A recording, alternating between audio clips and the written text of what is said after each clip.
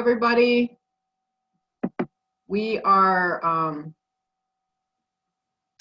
just going to give it a minute or two to let more people in as people are trying to join through the waiting room. Can everybody hear me? Can you give me a thumbs up? Yeah, all right, good. Yeah, you should have entered the meeting muted, but I can unmute you in the future if we have questions and stuff, so we will definitely do that. I also want to say that I will be recording this. It's, to be archived by the library. I'm not sure if they'll replay it at any point. So if you feel uncomfortable with that and you want to turn off your camera or your microphone or change your name, that's fine. If you need help with that, send me a quick message. So it looks like, I don't think we have anyone in the waiting room at the moment. So I'm going to go ahead and get started just with some introductory comments. And then if anyone else enters, I'll let them in. I'll pause. So I would like to welcome you all to this Zoom online virtual program, Poetry in Process with local author Keith Allison. My name is Wendy Zerara, and I'm the branch manager at the Kenmore Branch Library here in Akron, Ohio. I'm so grateful to have been in this role for a little over a year now. My ultimate goal for the library is to make it more of a community resource and cultural center, integrating with this resurgent Kenmore community and bringing into the library the rich artistic and musical talent of Akron and Northeast Ohio. So now during this COVID pandemic, we're doing what we can, and hopefully you find this useful and helpful. I'm really happy to have you here for tonight's program. But before we get started, I want to tell you about a couple upcoming programs I have scheduled for the fall. On October 6th at 6 p.m., I am hosting Megan Schaefer, PhD, who is the Cultural Resource Coordinator at Summit Metro Parks. And she's presenting a program entitled Welcoming New Americans in Summit County. The program is highlighting the fact that Ohio is one of the top resettlement states in the United States. In Summit County alone, we have groups from all over the world. So you're going to learn about those groups that have resettled in our area, where they come from, why they're here, and the cultural diversity that makes this area unique. We also have a book club to go in October and November, so you can pick up a specially selected book each month. There's no meetings or deadlines or anything like that, just great titles. So you'll get discussion questions, read-alike lists, author information, and so on and so forth. So we're featuring the books At the Water's Edge by Sarah Grun in October, and An Orphan's Tale by Pam Jenoff in November. On Tuesday, November 17th at 6 p.m., join us as we host Explore the Cuyahoga Valley National Park. This program will discuss how limited indoor activities and the value of green space have driven people to their parks in record numbers.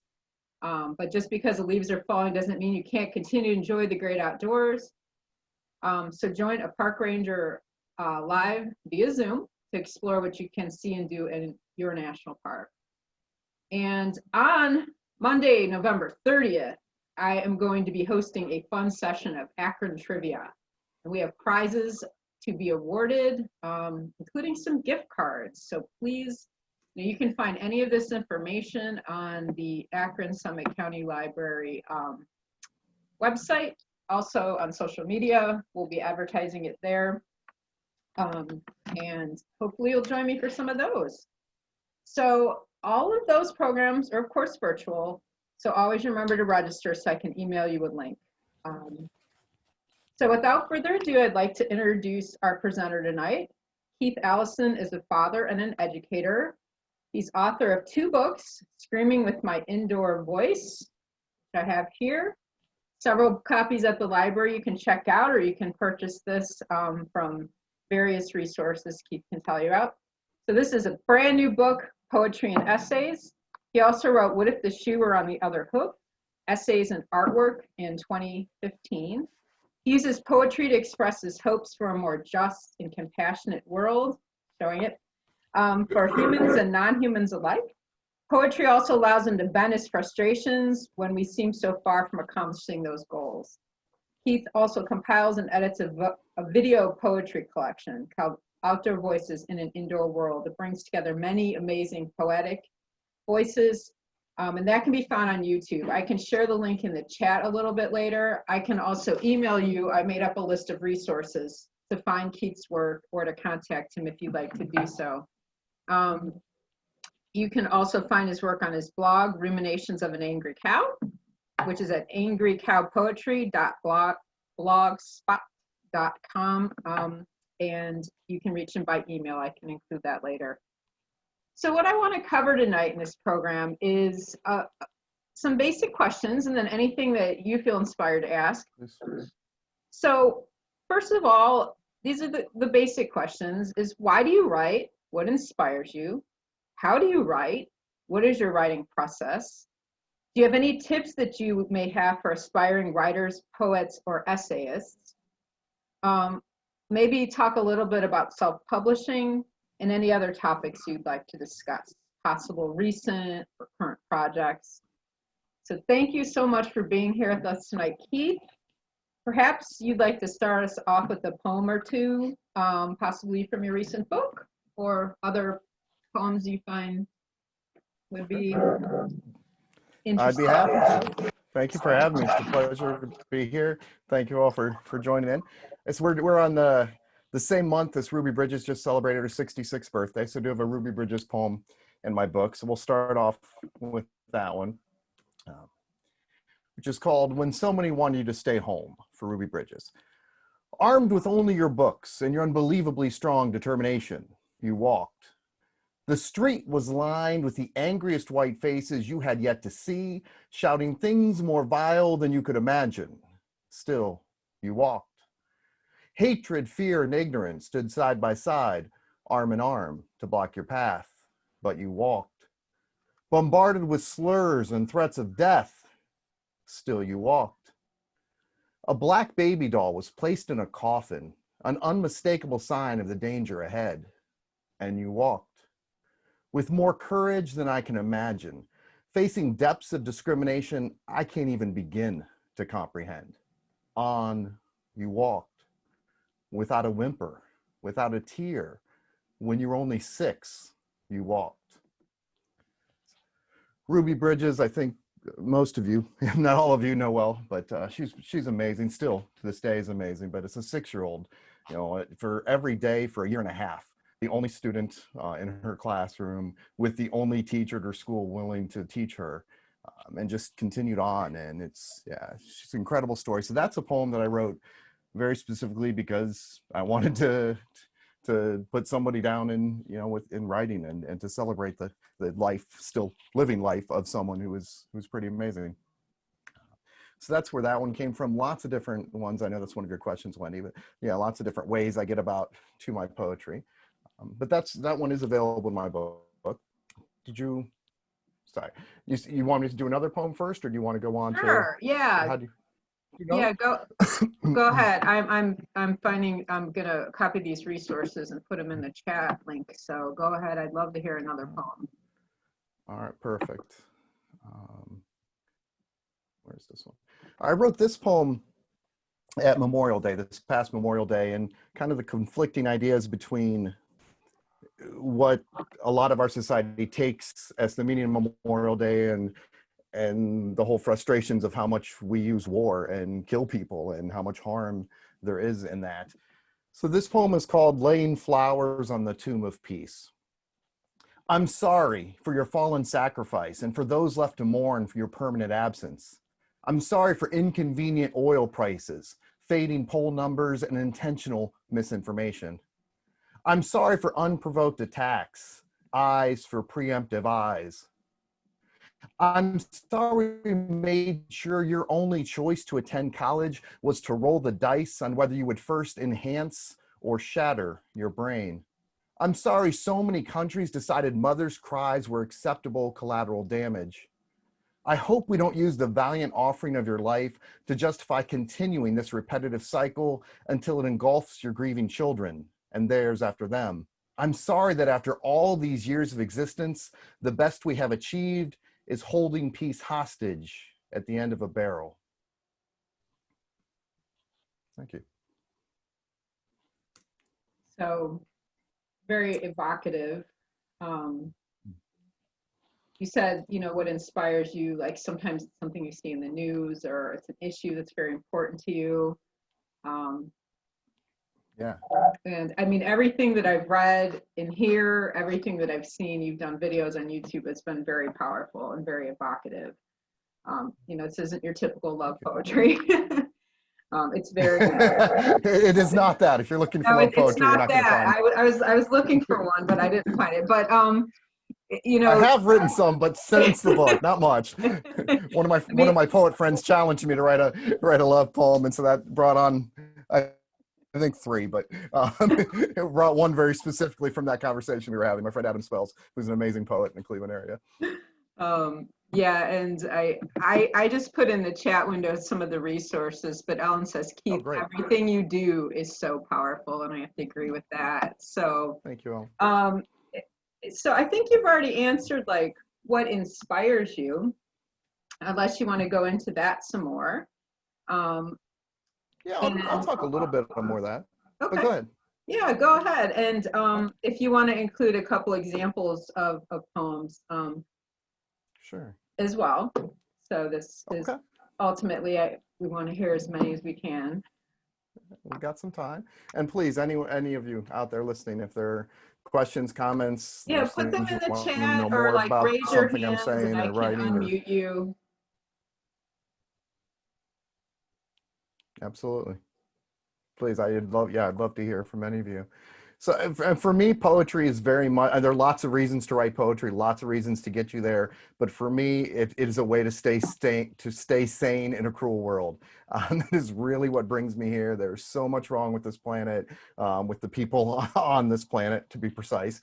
And it's just a way that I move on through cruelty, through hypocrisy, through everything else I see in the world that drives me crazy to see how, how many years of existence we've had on this planet, and still we struggle just to accept people, just to be kind to each other, just to not kill people, and animals, and it's just this constant cruelty that the human race spews into the world and onto the world. So a lot of what I write is responses to what I see, ways I want to continue that conversation. A friend of mine came to a poetry reading I did back before COVID, when we could do these things a little more regularly in person. But he came up to me afterwards, and he was like, I get it now. I get how you can seem like calm and peaceful all the time, because you put everything into your poetry, like your anger and frustration. It's like, that's where you funnel it. And that's, I mean, he certainly gives me more credit than I deserve for how calm and peaceful I always am out there. But as far as the concept of where do I funnel, I put a lot of my frustration and my anger, my works like that into poetry, sometimes essays, but most often at this point, poetry. There was a conversation I had. I'm not going to read this poem because it's not really family friendly, library friendly perhaps, but I had a conversation with someone. It wasn't even my friend. It was a friend of someone I work with, and they had messaged me like, Keith, come on, you have to come and help me respond to this person. And there's a guy in there, and he was going off about how plants feel pain. And I engaged with him, and for a while I thought it was an effective conversation. And then clearly it became a very ineffective conversation, which kept loop back to everything at the beginning. And so like this, for what I thought of initially might be an effective conversation, was just this banging your head at the wall by the end of, right. He's, even after all these things where I thought we had some connection, and he was just right back to the same points he had at the beginning, which in general is, he didn't want to listen. He didn't want the information, which is the frustrating part. But so then I wrote a poem called Plants Feel Pain is a Dumb But Excuse. And so, but there's some words in there that I won't read that one. But so yeah, sometimes it's just a way to respond back to things and be able to put my frustration into poetry. A lot of times I like writing to change perceptions too. I mean, it's not all frustration and anger. I mean, but to be able to look at things in a different way, take something in the past and look at it in the present, or take a view we have and apply it to how do we view something else, a very similar concept. Actually, I'll read another poem that kind of ties into that. So this next poem is called Catering Table Not Included, and that looks at the concept of so everyone, I mean, everyone's an exaggeration, but the majority of us care about the pain of animals, but oftentimes it's only certain animals that we extend that to. So catering table not included. The sigh of relief when the credits roll and we can rest assured that no animals were harmed in the making of this movie. Somehow I get the feeling the American Humane Association overlooked the catering table. Don't worry, I would hate for you to have to navigate through internal moral conflict, and I certainly don't want to listen to your twisted justifications. So I took the liberty of editing the certification for future usage. You can now say, without a Niagara Falls of hypocrisy, no animal we cared about was harmed in the making of this movie. We ate the rest. That one actually started first as an essay before it was a poem, but I liked it. And poetry sometimes is that. There are a lot of things that, we write without realizing, as far as aspiring poets out there or people who like, I don't write poetry.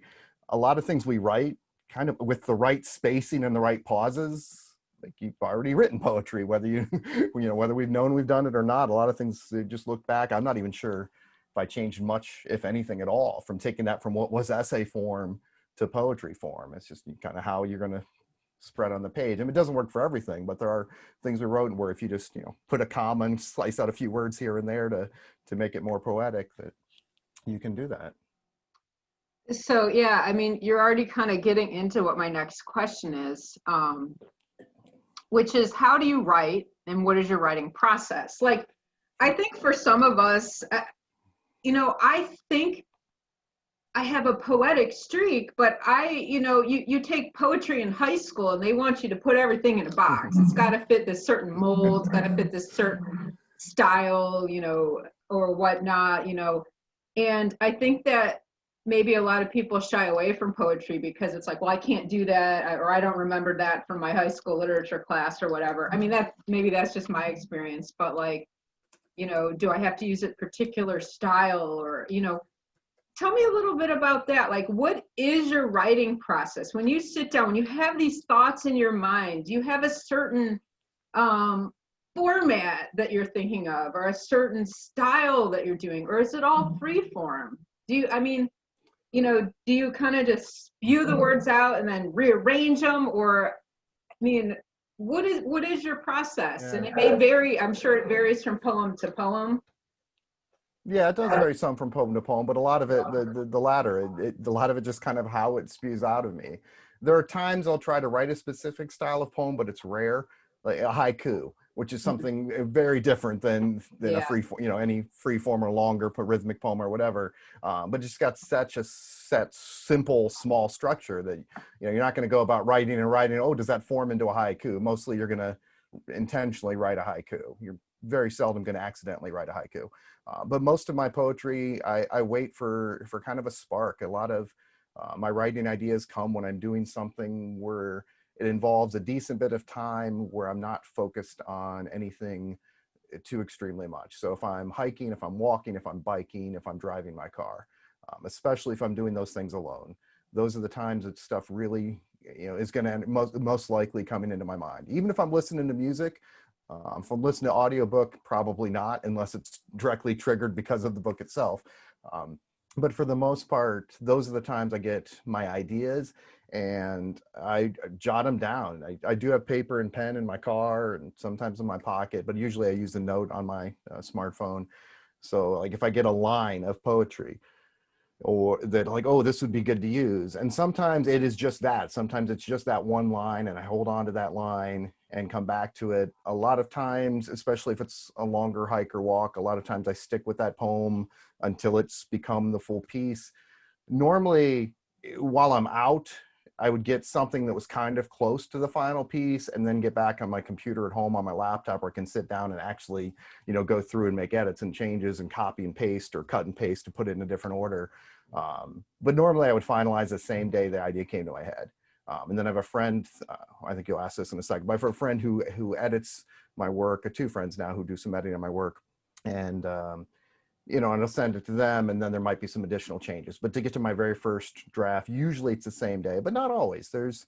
I was walking, this long walk, and actually before I even got to the first stop sign, there was this puddle of blood on the street, which was roadkill, but there was obviously, but there was no animal left. There's nothing there to symbol. So that thought was just in my head of there's blood on the street, and I don't know whose it is. And I was going to write a poem about that, and I jotted it down and I sat on it for a while because one, it just didn't seem like the right time to write a roadkill poem because we have humans dying on the street, and not that we always haven't, but it's very much the focus right now. And so I was like, why don't, so I debated on what do I even do with this poem? And then another walk later on, it came to me that, well, that is the poem. That is the blood on the street that we're going to talk about. And that turned into that piece. So yeah, just looking for ways to get the spark of what do I want to say? Do I want to change someone's perception about something? Did I read an article that I feel like I need to respond to? Which is some of my poetry too, a news article or a social media article or something where, I don't have necessarily the same platform that they did. I can't go on the news with my rebuttal, but I can still put out my rebuttal or my different way of looking at it through my own poetry. If it's a rhyming poem, I do write some poems that rhyme. Then partway through in my writing process, I would sit down, I might grab rhymezone.com or whatever and look at ways to, okay, what are my options here? Or sometimes use a thesaurus. I mean, as a writer, those are all resources to have. You don't have to have every word ready in your head at every second. So, find like, I'm using this word too much, or I like this word, but is there something I can use even better? Like, use your resources because it makes you a better writer. And then those those words come up to you later on. But for rhyming, it's depending on your word, but you might get 3 options, but you might get 50 options to glance at, and that might trigger what you want that next line to be. Like, oh yeah, because it'll tie it perfectly into this word. Does that answer your question, Wendy? Yeah, it does. But I guess I'm just Follow still up, kind of if you wanna- stuck on that whole, like, okay, you have this assignment in high school and it has to fit this certain formula. But I mean, poetry can really Yeah. be in any form, Oh, right. right? It can be. I mean, how is Yeah, it whatever different works, than whatever sounds good to from you. an essay, for example? I mean, I think Sure. there's some overlap, but essays tend to be longer, more verbose. Um, I think, wasn't Blood on the Street one of the ones we talked about you may be reading? Yeah, I can read that for you if you'd like. Yeah. But yeah, there are a lot of things about an essay that could very easily be the same as poetry or similar as poetry. I mean, certainly if you're doing a poem that rhymes, you need a set Right. structure. You're going to need, the rhyme. Even if you're going to intentionally break the rhyme, you need to be intentionally breaking the rhyme and not just like, oh, I didn't feel like rhyming today. So like half my poem is rhymed and, then this part isn't. And then like, you need to have a reason that you're breaking some sort of structure if you're going into a structure. But a lot of just the free verse poetry is you just kind of let it come out. Give it the pauses, give it the spaces that you put it into the stanzas. But there are some rules out there, but a lot of writing rules are there to be broken. With the reason in mind of why you're writing this way, not just with like it's a 2-word poem because I'm cool. Like, okay, that might not work, but you might not be able to say enough there. But yeah, to be able to take it and make it what you want it to be. So the Blood on the Street poem is called Beneath the Tide. I don't have that one memorized, and I pulled it up where I have it here. There it is. There is blood on the street, blood now smeared on jogging shoes and a $20 bill. There is blood on the street, and it coats toy guns and Walmart purchases and legal gun permits. There is blood on the street, and it seeps over all 5 flavors of Skittles. There is blood on the street where paid executioners awaiting the next neck sharpen the blades of their guillotine. There is blood on the street, and our tires continue their rotations as if it were but a minor inconvenience.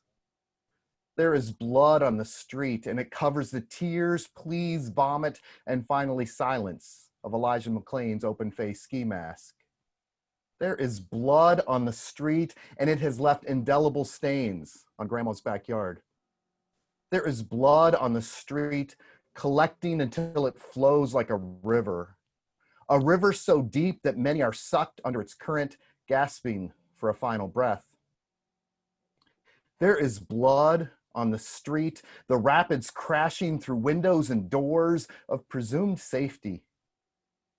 There is blood on the street that fails to signal for a lane change as it devastates a Wendy's parking lot. There is blood on the street, a river of blood beneath the valleys of indifference and intimidation. There is blood on the street, cutting a canyon of pain and suffering and lost childhood. There is blood on the street, and it has sullied our unwashed hands. There is blood on the street, but even as the evidence pools at our feet, many continue to deny the existence of bloodstains. There is blood on the street, but some cry how we need to protect the asphalt. There is blood on the street.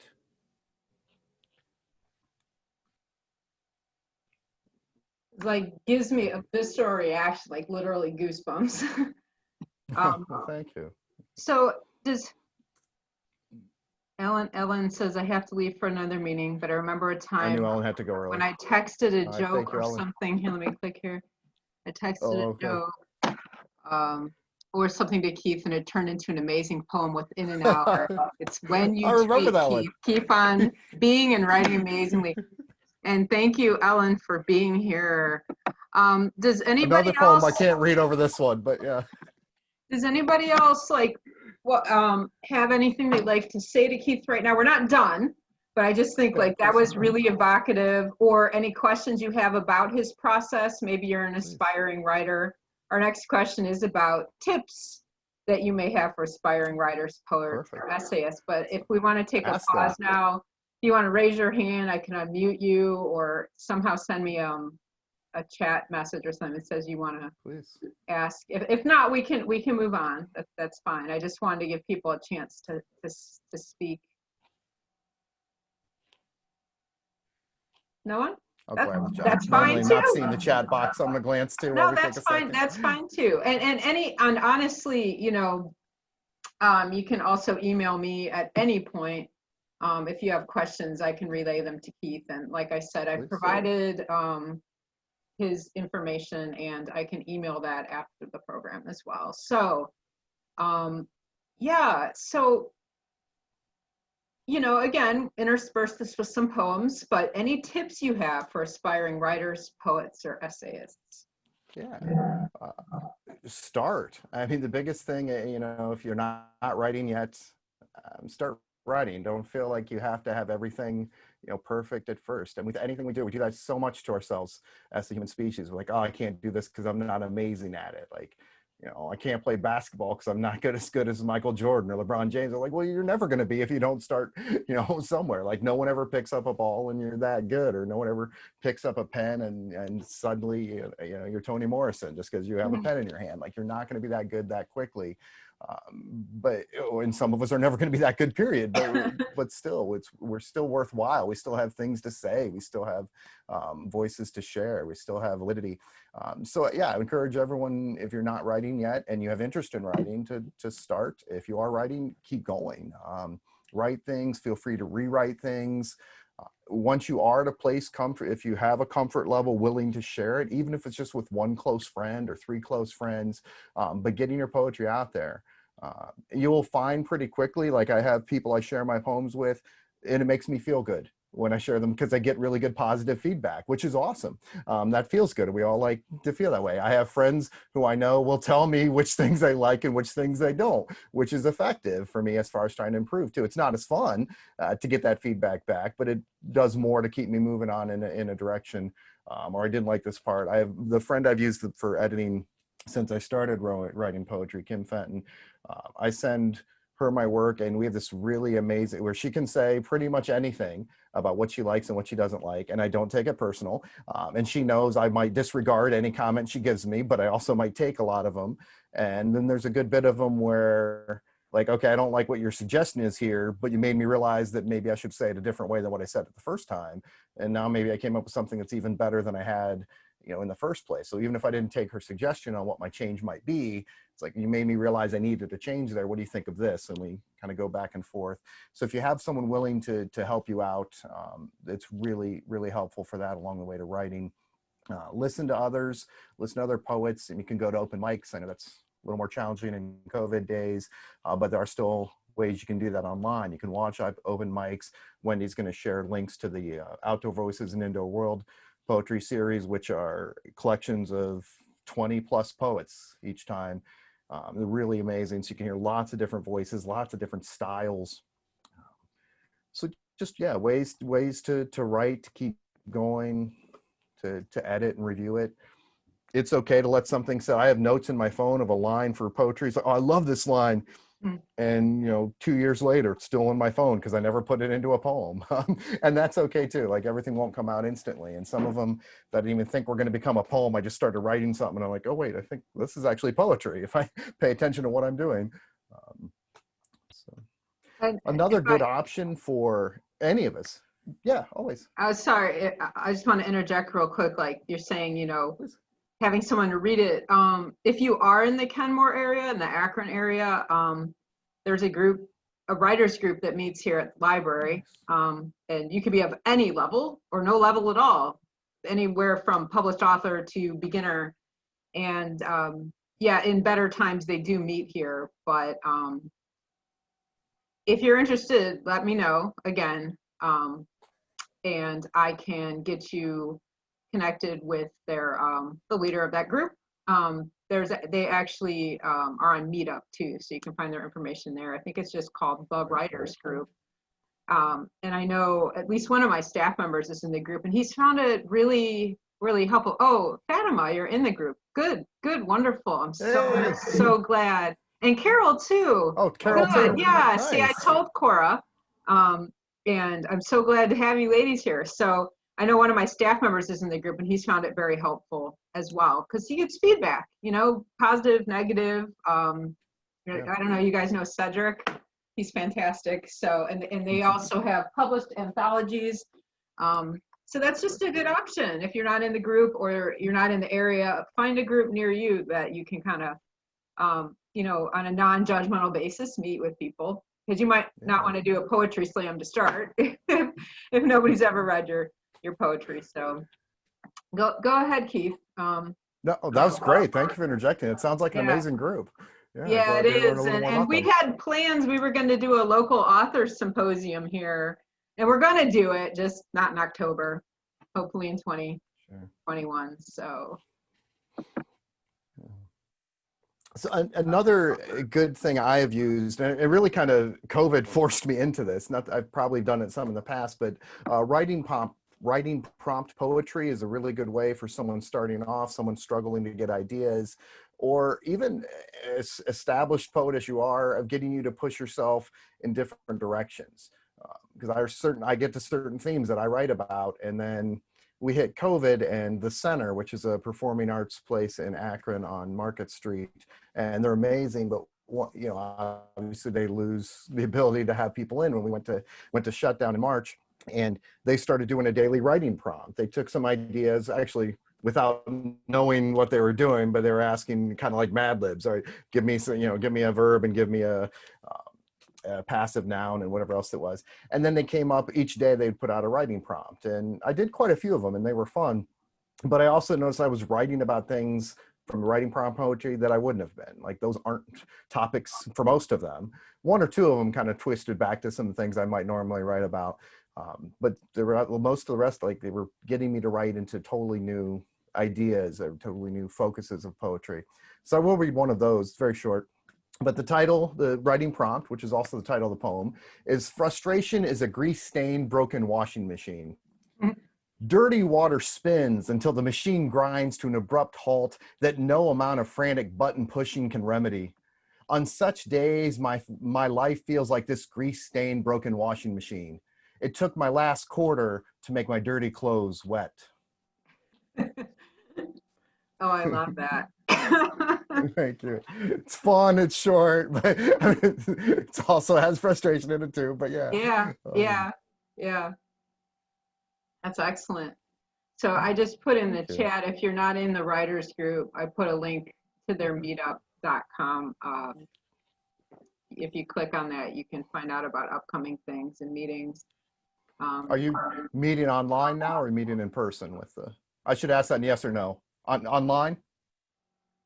Yeah, online, Carol? okay. Thank you. Yeah, So talking about? hopefully you Okay. can find that on the meetup group. If not, again, I included my email. So any questions regarding anything that's been mentioned, you can address to me and I can get you the information you need. Um, this is from Beth Lynn. Keith, have you ever considered collaborating with a musician to put your poems into music? You could find a music poem tree to work on these, perhaps. Uh, Yes, he's done that. You can elaborate on that and include maybe a couple YouTube links. Yeah, so I can put some of those in the comments here. I guess if when we're done, I can find. But I've written one piece. I've written one piece at the same time as a singer-songwriting friend of mine that was written as a collaboration. So one time we both started with nothing yet and an idea, and he came to me with the idea, and I wrote the poems, and we made it into one combined piece. I've written pieces of poems to go inside of his songs as well, to Zach. A lot of Akron community knows Zach, but Zach's amazing. So I've written a few poems specifically to go inside existing Zach songs, but I've also Zach and I wrote one like before it was ever out. We combined to get both my poetry. I don't have a singing voice, just my poetry and his singing voice together into the piece, which worked out really well. I'm very happy with that one. And I've other times where I've had music underneath, primarily Zach or maybe entirely Zach. No, Gretchen Plus has played under me too, just not for anything at concerts. So that it'd get music underneath my poetry, which is great. I love having music underneath my poetry. It can be really effective, can really add to that. So I do have poetry videos. I think Wendy has my YouTube page on there, which has a lot of my work. And then the blog has, pretty much all the poems that I felt were worth keeping around are somewhere on my blog. So there are ways to look for those. But yeah, I love incorporating music into it. Maybe not quite as much as Beth is asking there. I've never had a musician take my poetry and turn it into a song. I'm certainly up for that. If anyone knows a singer who wants to take one of my poems and make it into a song or change it around into chorus, I'm more than thrilled to collaborate with someone. You had mentioned that Zach was inspiration for at least one of your poems that we discussed, the one about the earth and hospice care. Yeah. And I think you'd agree to read that one as well. Sounds like a good segue. Absolutely. I'll be happy to read any of them. Some of them I do have pulled up with me, some I've memorized, and others I can find pretty quickly. So yeah, if you've got a poem in mind you want to hear. So Zach and I were hiking, and Zach came up with, we were talking, environmental concerns of what's going on with our environment, what's going on with our destruction of the world. And Zach made some reference to the earth being like it was going into hospice care. And I jotted that down on my phone because I was like, I wouldn't say beautiful because it's a horrifying metaphor, but it's a perfect metaphor. So I wrote Earth Enters Hospice Care. Not that day on the walk, all I had was the idea. I think I might have had one line during that hike that day while I was with Zach. But if I wasn't with Zach, I probably would have continued on, but I'm also, having conversations with my friend versus like, oh, hang on, let's walk for the next half hour while I just think about my poem. So I just like a line would come in here or there and I threw it down. I think I wrote it the rest of it that night though. But so I will read you Earth Enters Hospice Care. The diagnosis was terminal, the patient's suffering evident from being battered and neglected through her many years, continuously harmed by the very ones for whom she had endlessly provided, but her offerings were never sufficient. Greedily, they always demanded more. They took everything she could give, using it momentarily, then discarding it carelessly on her floor. The rot piled quicker than she could handle, seeping into her soil, into her water. She lay on her deathbed, the thermometer in her mouth noting the alarming rate with which her temperature continued to rise. As her sickness escalated, calls to her family were made. Many denied she was sick at all. Many wished they could help, but were too busy with their own lives and couldn't be bothered to help ease her pain. Some simply ignored the phone's insistent ringing, unwilling to admit they cannot live without her, that their children will suffer the consequences of their indifference, but the patient won't fully die. At some point, the invasive parasites that push her relentlessly towards her demise will cease to be. And then, finally, with their weight off her sagging shoulders, she can begin to heal. Thank you. Beautiful. Yeah. Do you have a question, Fatima? I'll unmute you. Okay. Yeah. Okay, I think you have to unmute yourself. Can you do that?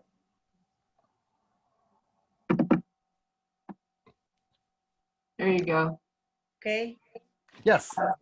Yeah. Hi, Kate. My name is Fatima, and Fatima.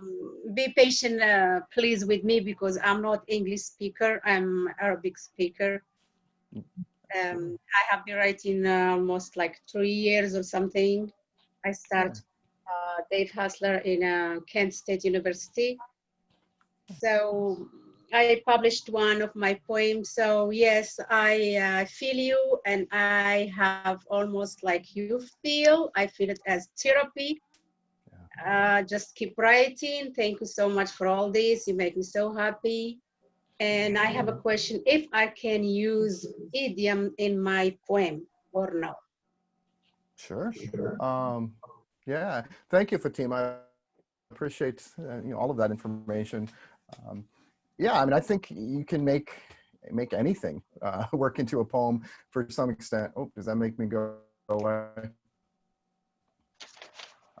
So yeah, I would say you find what you want to speak about, and Yeah, I want to speak about either my mom death when I was a kid. So I returned to a mother for 6 kids.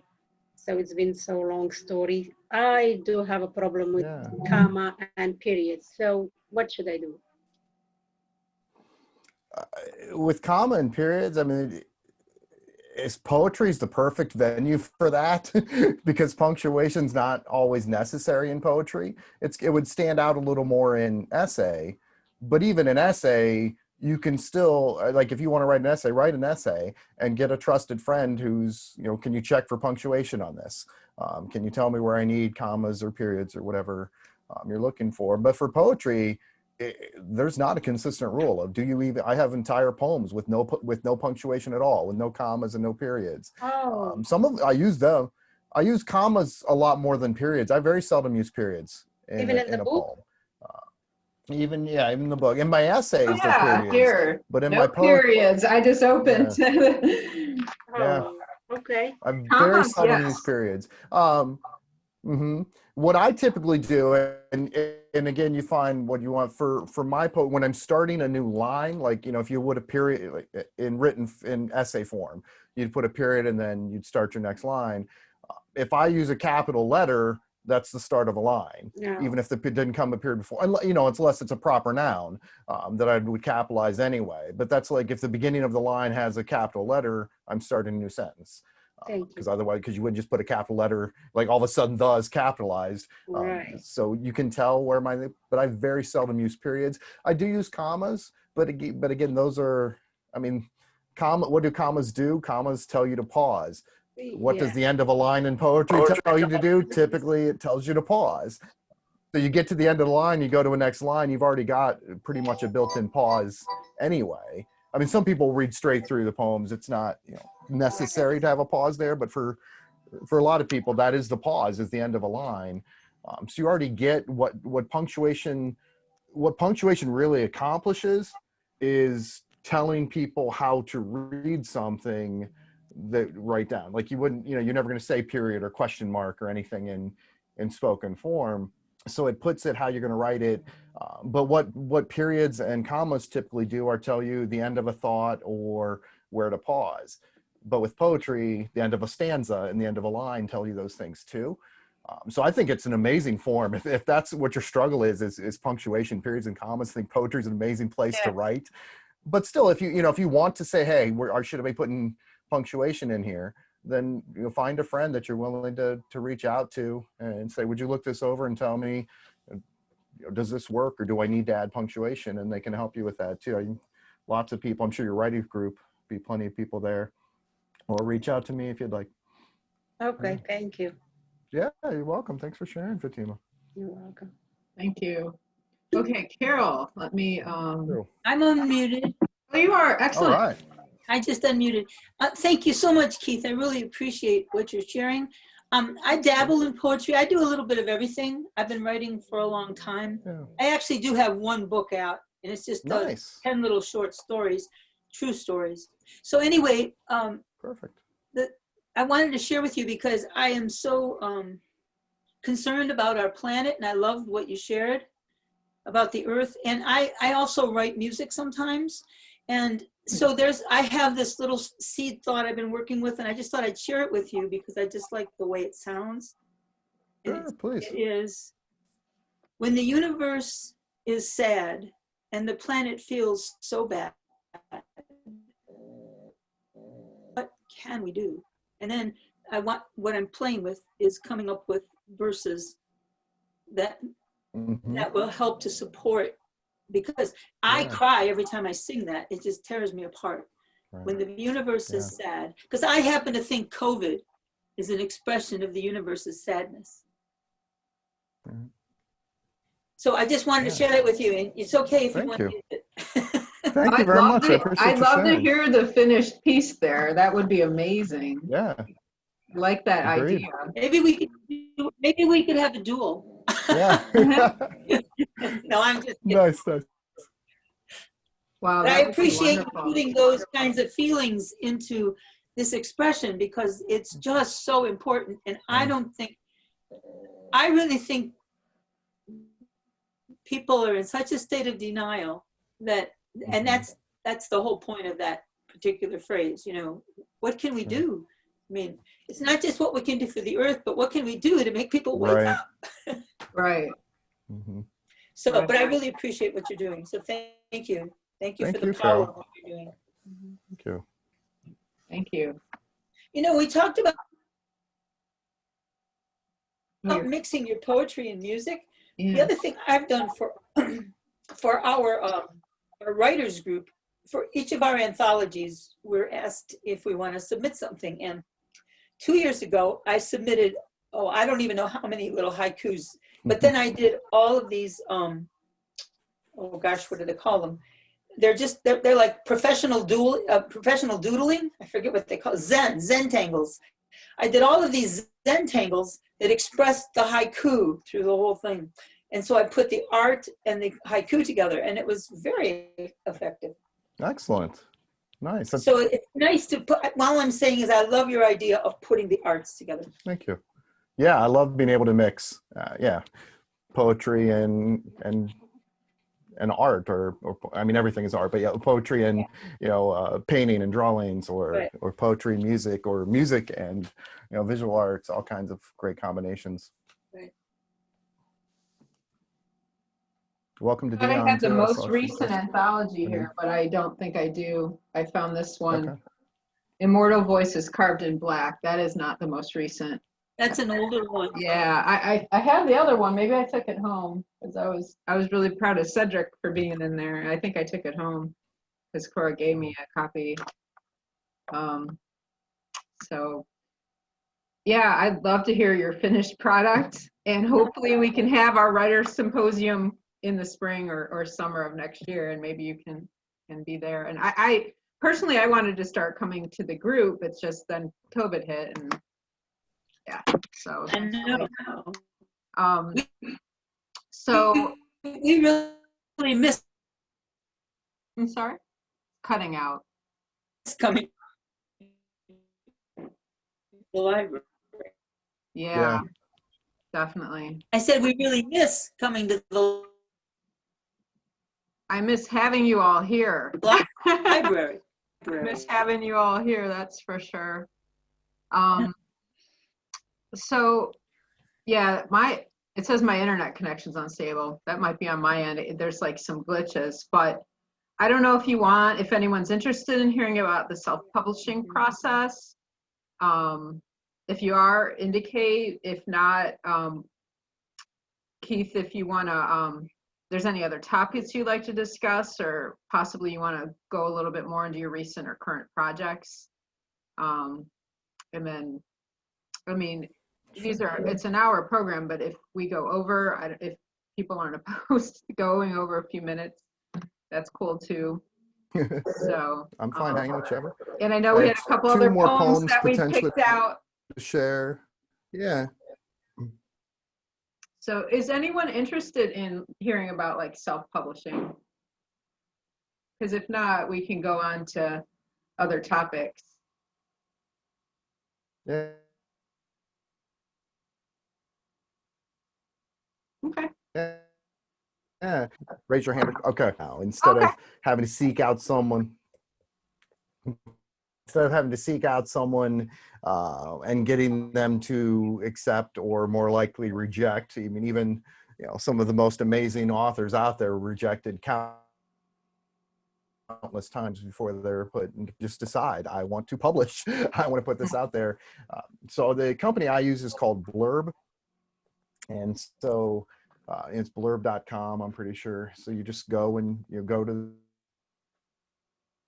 the whatever site. There are plenty of other options, but it's been very user friendly for me to use this one.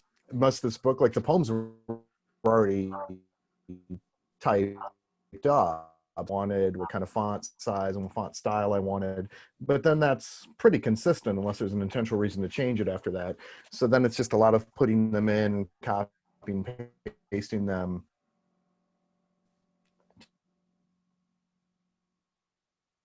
To put it in.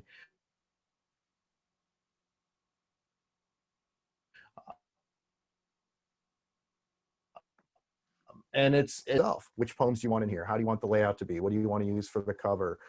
Amazing friend of mine who does design books, did the cover design for mine.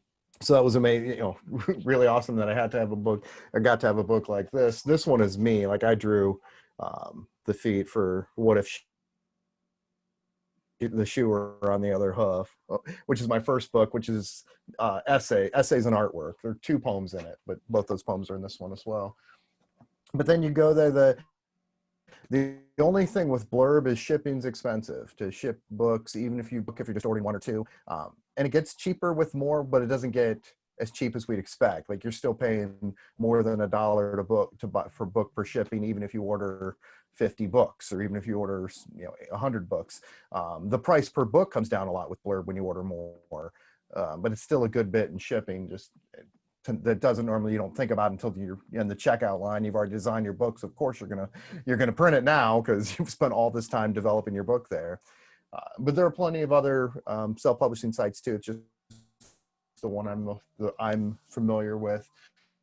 But other than the shipping cost, which again per book, I mean the price of the book is I thought was very good both times I printed. So adding on another $1.50 to ship it still made it very worthwhile.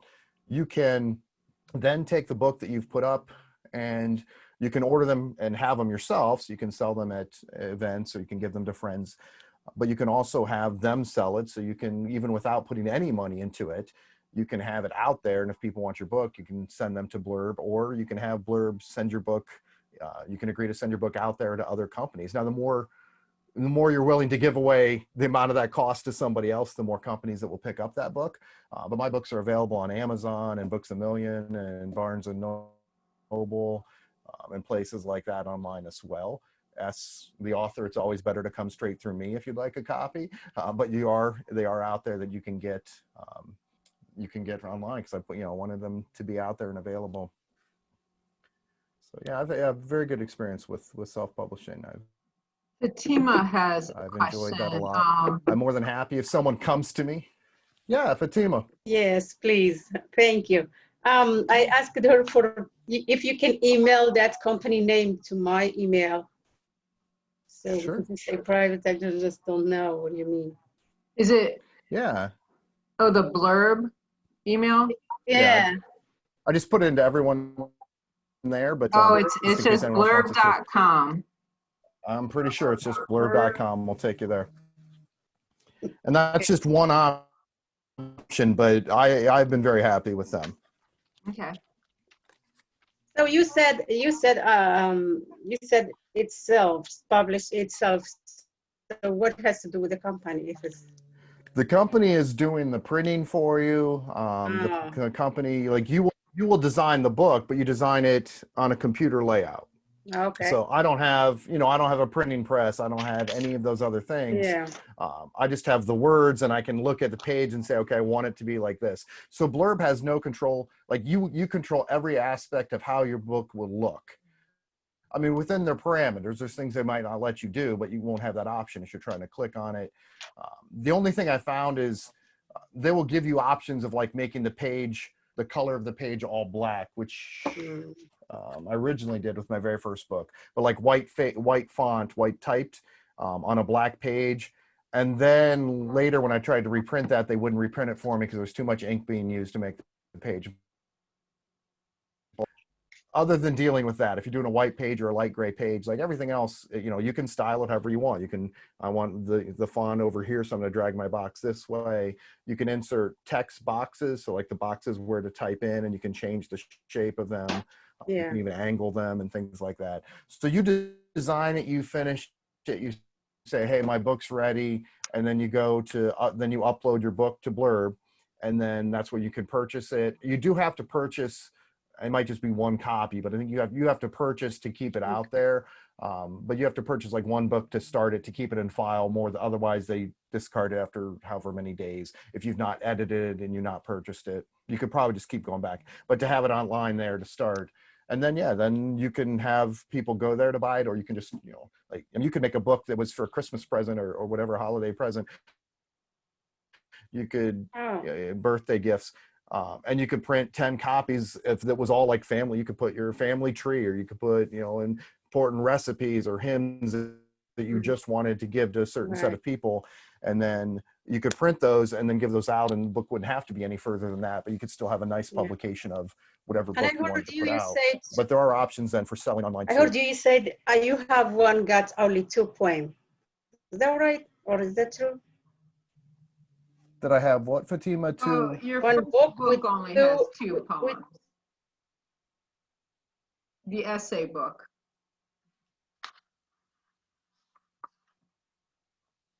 Is that Oh, my okay with the first- company? Oh, essay. The 2 of what I put in here were poems. I wasn't writing as much poetry back then. So this one, book. There might be a minimum number of pages, but yeah, I wouldn't say that's a poem. If you have two poems, I would say keep writing and then print after a little while. Okay, thank you. You're welcome. I do have 2 more poems we'll read. I know we'll go slightly over 7, but if you need to bail out, feel free to bail out. If you have more questions, write more questions. I'll read this one, as I know this is one of Wendy's favorites. This one, I was out walking again, and the last stanza, it's a very short poem, but the last stanza came in my head, and I was like, I like this, I'm going to jot this down. And I kept walking, and I ended up writing the rest of it on the same walk. And it's repetitive, so the part of that last stanza repeats the whole way through, but that's how it started. This one's called Hinges. They wanted me to stay inside their box, to color inside their lines. They wanted me to stay inside their box, easily judged, easily classified. They wanted me to stay inside their box, afraid if my box moved, their box would topple from its comfortable perch. They wanted me to stay inside their box, but their box was narrow and empty. They wanted me to stay inside their box, but there were hinges on the lid. Yeah. So just, about challenging society. Thank you. Challenging society's expectations of who they say we should be for whatever reason, and how we're supposed to act, and that, you can certainly look beyond I am that in and mute find or who no. you are. And... I'm sorry, what, Fatima? Yes, you remember me, like I used to write about it's almost similar. I wonder, or I am wondering every second, minute, a hour, a month, a year, everything. Why in the world are animals in the cage day and night? Why we have to have, like you say, I have to have that poor animal in the cage in my life, like does that animal born just for me to control it? Yeah. The song we were taught, the collaboration between my friend Zach and I, where we wrote together before, I didn't write a poem to go into his song, or he didn't write a song to go around my poem. We decided to write at the same time and collaborate. Was about cages. It's called The Zoo, but it's about Yes, caging yes, of yes. animals The and zoo, how, yes. Why yeah, exactly we are hmm free? Why everything about us? We are free, most of us, yeah. let's say free. But why the rest of that? Like she said, many, many, many things are going so wrong in this world. I want to just have a question in the book. Can you get it, or how can not? How come you don't want to get it, or like just it's easy to understand everything. You can turn everything if you want, just like a paradise. Yeah. It would be nice if we had enough of us rallying around for those things that we could certainly make huge changes to, to how we go about living our lives and what we do to other humans and other species. So, Carol had asked, how long does Blurb keep your book if you want yeah. to order more later? That's a great question. Once you order it, it does not disappear as far as I know. Like my first book, unless you go and delete it. If you delete the file, it'll be gone. If you go to because you do it when you purchase through Blurb or when you self-publish through Blurb, you go to their website and you download the software, and then you work offline to do your whole book. And then when you're done, you upload it to online to their system. And at that point, then like the stuff I have offline, I could keep adapting however much I wanted. Once you upload it there, then you do have to purchase a book or it disappears after a set time. They'll tell you, I think it's 60 days. But by the time you upload it, you're ready to print. That's why you upload in the first, even if it's just one copy, because I want to look at it. I want to see, and I do that with my books. Like when I order my books, unless I'm in a rush for getting, this is the one I ordered a few more because I was in a rush to get it for we were having a release concert with two of my friends, singer-songwriter friends. And so like I needed copies for that. But normally if I have the time, like I'd want to order one book, look through it on paper versus on a computer and see, ooh, okay, I want to change this margin or I want to do this. But once you order it, Blurb will keep it out there. So you can go back. You will also have on your software a copy of the book that you uploaded. So even if something would happen, you could still upload it again. But they'll assign you a USB number and everything, or you can come with your own. But they'll give it a USB number, which is what you'll need then if you want to go to Barnes & Noble and Books A Million and all those other places. I like Carol, Beth's comments about the boxes are for cats. yeah. Carol had also asked if all the poems read Snyder in one book. And Rob, who looks And like are he the left poems the read tonight in meeting, one book? yeah, yeah, they're not, right?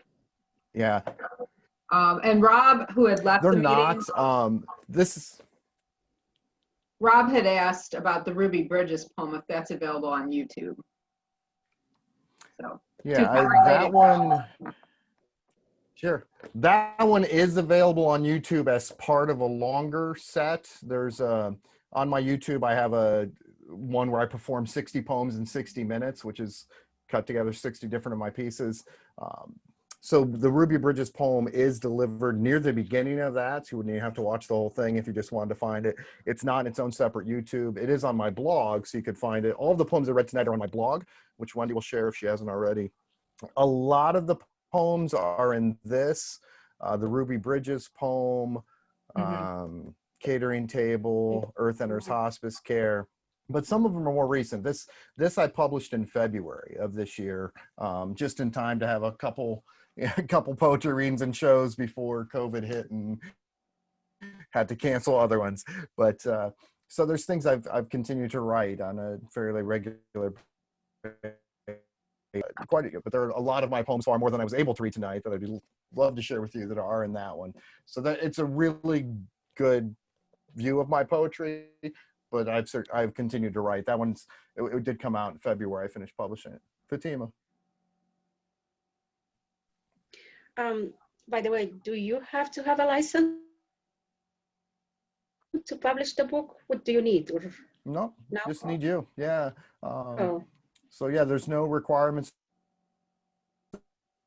at all. They don't do any of the designing for you. They just give you the software to do it with. You put in all the work. and then upload it, and they'll Okay. do all of the printing parts. So yeah, and then you'd have to buy at least the one book to have it Yeah. up there then. But typically you're going to at least want to buy one book anyway. If you put all Right. that time into writing a Oh, yeah, book, you you're going have to to want to have a save your copy copy. of it, if not many copies. Yeah. So yeah, no, you don't need any special qualifications or skills or licenses. you. Just go on there and start playing with it. Yeah, absolutely. Other questions? We have one poem we'll finish with here too, when we're done. But if you have other questions, feel free to ask those. I was going to ask.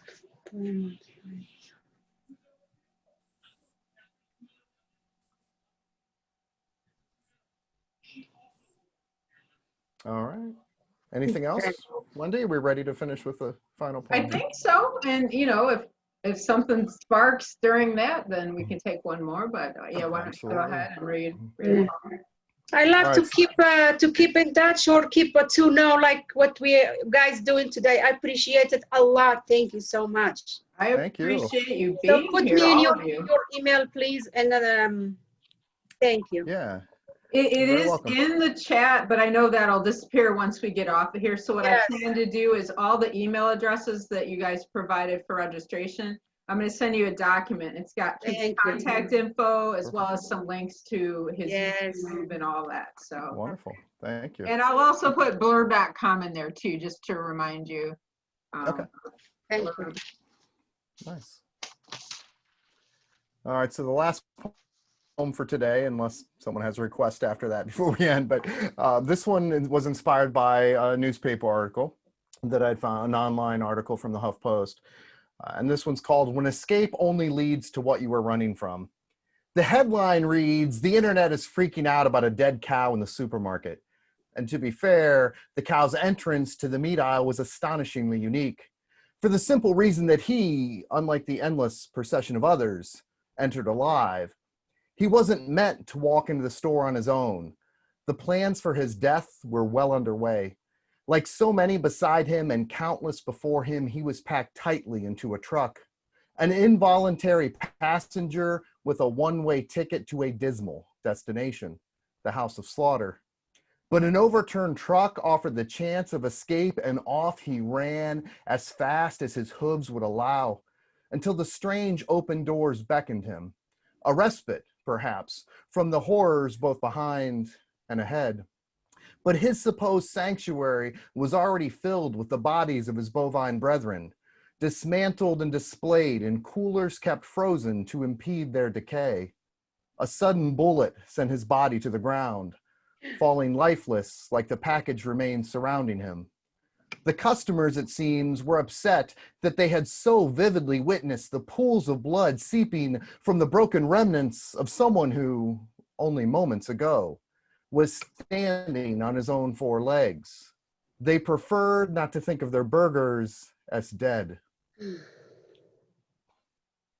Thank you. That was beautiful. I don't know. I lost.